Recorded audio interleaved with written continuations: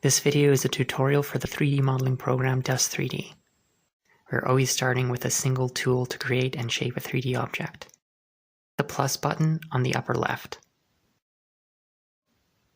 Using it is a bit like drawing on a flat piece of paper.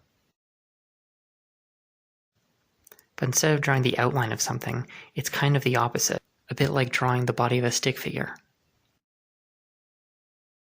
Press Escape to end the line of points. When that's done, the outline is shaped by selecting the circles and resizing them. Use the plus and minus keys on the keyboard. A 3D preview shows up at the bottom.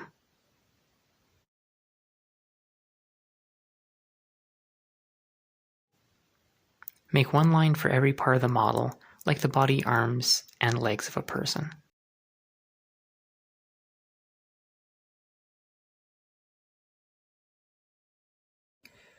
Now let's look at how to change the cross-section.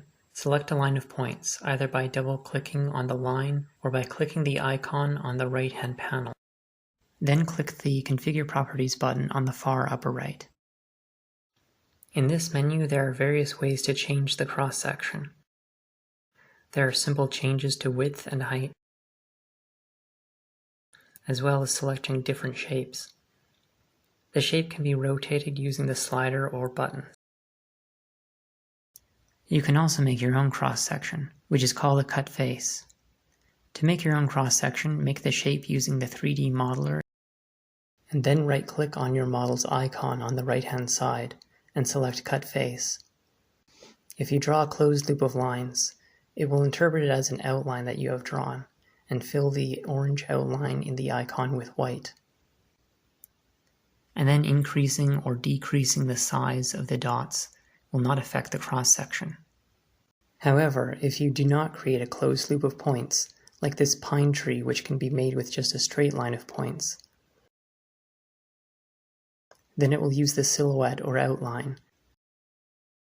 And then increasing and decreasing the size of dots will change the silhouette, and thus the cross-section that it creates.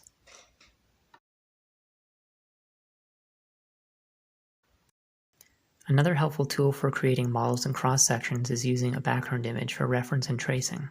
In the File menu on the upper left, you choose Change Background Image. Then make the inline and inflate or deflate to create the outline.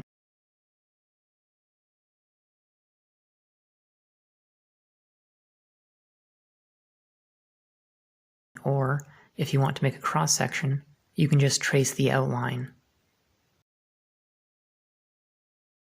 For symmetry, copy and paste the line of points. Right-click and select H-flip to mirror it horizontally. Disabling the blue Y button on the left-hand side will prevent the object from moving up and down as you slide it horizontally into place. Then you can select an endpoint and the plus button on the left to add points and connect one side to the other.